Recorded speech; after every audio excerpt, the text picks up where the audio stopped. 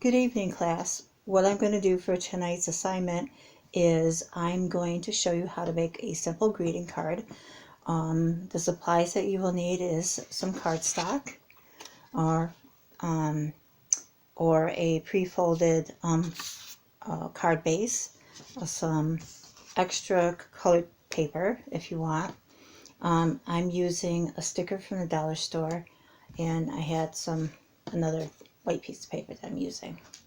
The first thing you want to do is you want to turn around and you want to take your piece of paper. Actually, if you have cardstock, this is 8 by 11 and a half, and you can either cut this down the middle and your cards will fold over like this, and you can have them this way, or you can cut it in the middle and then fold in half. I'm using a pre-scored card base, and you can buy these at any craft store.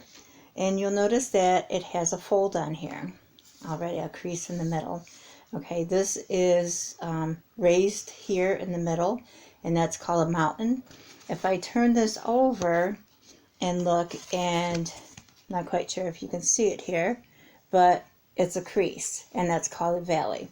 So what we want to do is we are always going to take the card, the raised portion of it, the mountain, and you want to fold your card in half. And these will automatically fold and the size will match. Now, if you don't score this right here, by putting that little marking spot there, you're going to have an uneven edge when you go at the top here, and it won't look all too well. So this is my card base. Again, you see the measurements are 5 1/4 this way it was, and this is by 4. So if I open it up, this is 8 inches by 11 and a half. Okay, so you're going to fold it in half. All right, now you got to decide which way you want your card to open up. Do you want it to open up this way, or do you want it to open up this way? I've decided that I'm going to have my card open up this way. So inside is going to be my sentiment here. I'm either going to stamp it, or I'm just going to write in here a little note to whoever the recipient's going to be. Next thing I want to do is I want to put a mat down here, and of a coordinated color of my sticker. I'm going to want at least a 1/4 inch border all the way around. So I want to see this cream portion underneath there. Just like in the old days when you used to get your pictures and they used to have a white border around them, that's the same thing that I'm doing for here. So I've taken this design, and this actually was a 4 by 6 piece of paper, and I've cut it down. So this is actually 5 1/8 by 3 1/4 this way. I chose this because I want this particular design itself on my card base. So now what you're going to do is you're going to take your adhesive and you're going to run all the way around all the edges.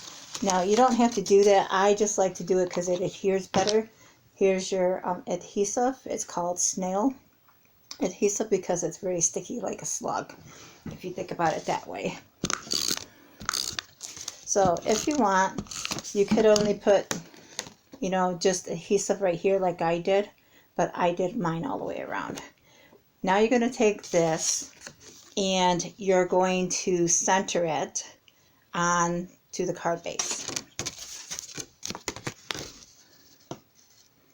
And basically you are just eyeballing this on the card base itself. Okay, and if you see here, I got my border here and my border here.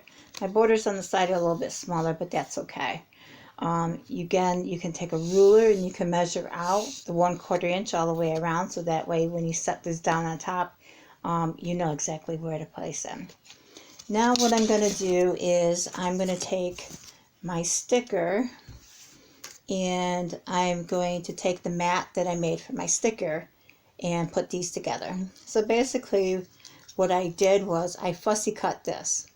And what it means the fussy cut is that you're taking a particular design or an object and you're hand cutting intricately the design out. I actually like to do this with like a lot of flowers and things because I like to take the flowers and put them on either my scrapbook pages or in cards. So in this one, as you can see, I'll put these two together temporarily, is when I fussy cut this, I, with my scissors and just eyeballing it, cut up basically about 1/8 of a border all the way around my sticker.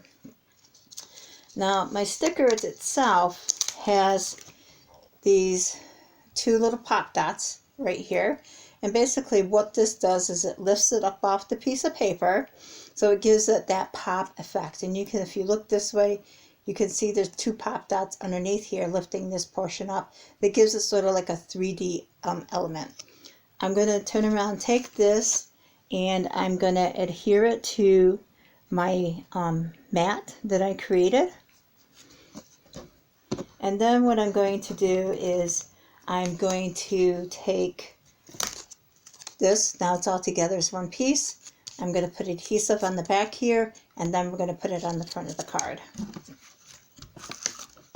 If you're doing something this with pop dots, you might want to turn around and put the adhesive on here first and just flip it upside, so that way, because when you go put this on, this has the pop dots on it and you don't really want to squash them. So I'm going to eyeball this on my card, approximately about where it's going to go. You can, if you really want to be precise about it, you can get your ruler out and estimate about exactly where it should be. Sometimes, depending upon what I'm doing, I will do that because I want it to be centered.